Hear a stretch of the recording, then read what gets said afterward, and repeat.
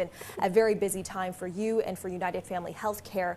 And UFH actually saw patients during the SARS epidemic, has also seen patients since the beginning of this coronavirus epidemic. So how would you compare those two experiences and the type of guidance that you receive from the Chinese government?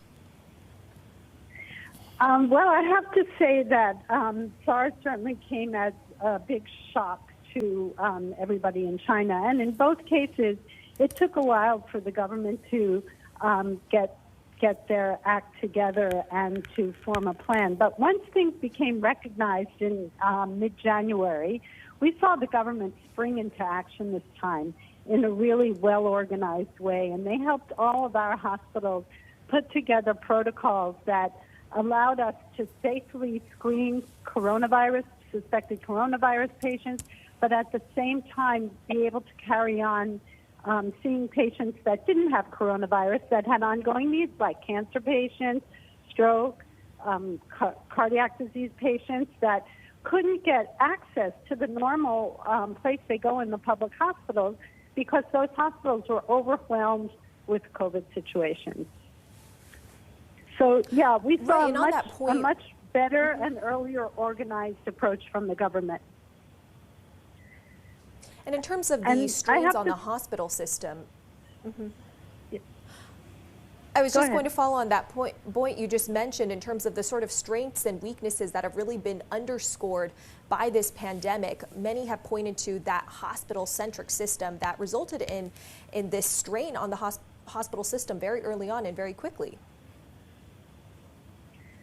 Yes, but there was also a very, very quick response. And so because many hospitals became overwhelmed, the Chinese government did respond by building sufficient extra field hospitals and actually really separating as much as possible hospitals that were used for coronavirus patients and non-coronavirus patients.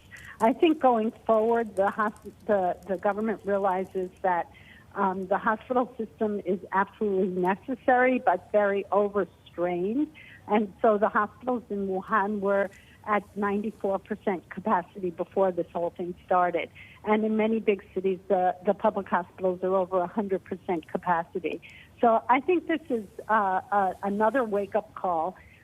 We saw a lot of new awareness on the part of the government and on the part of consumers after SARS, and we're starting to see the same kind of responses now from consumers. So, for example, during the height of the epidemic, people stayed away from hospitals for non-emergency, emergent situations. So now we're starting to see actually a resurgence of patients who have pent-up demand for various things coming back to us. And we're seeing, I think, some more patients coming back to us that experience private health care for the first time during the epidemic because they didn't have access to their public system. And they experienced us either because they had nowhere else to go to continue their cancer therapy, or because we were providing online services and free consultations. And now we're starting to see those patients and friends of those patients coming back with pent-up demand for their annual physical checkup, for their endoscopy, for their elective surgeries. So, it's in a very ironic way, similarly to what we saw in SARS. For example, in SARS, during the 3 months of the worst period of SARS, health insurance sales rose tremendously. All of a sudden, consumers were seeing that they need to be thinking about taking care of their own health and not necessarily relying on their entitlements from the government. And this time, from January to March, whereas total insurance premiums grew by less than 1% in China, the health insurance premiums grew by over 22%.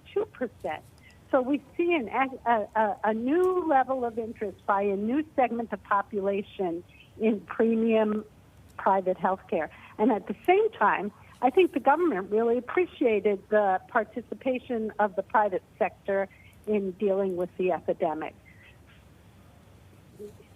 Yeah, so Now we're Roberta, I'm in just the going to new get back phase. to, we have a bit of breaking news at the moment, Roberta, and I'm just going to get that before we continue the conversation. We got the PBOC offering 100 billion yuan in a one-year MLF. It's cutting the rate here. This is big news here, okay? It was 3.15%. We're talking about 2.95% here for this facility. So there we go. That's just the headline just crossing the Bloomberg terminal. It's another move to try and stimulate the economy. It's one which is really at the moment trying to act as a backstop for what we have at the moment in terms of trying to rejuvenate these beleaguered countries at the moment because of this pandemic. Let's get back to Roberta Lipson at United Family Healthcare.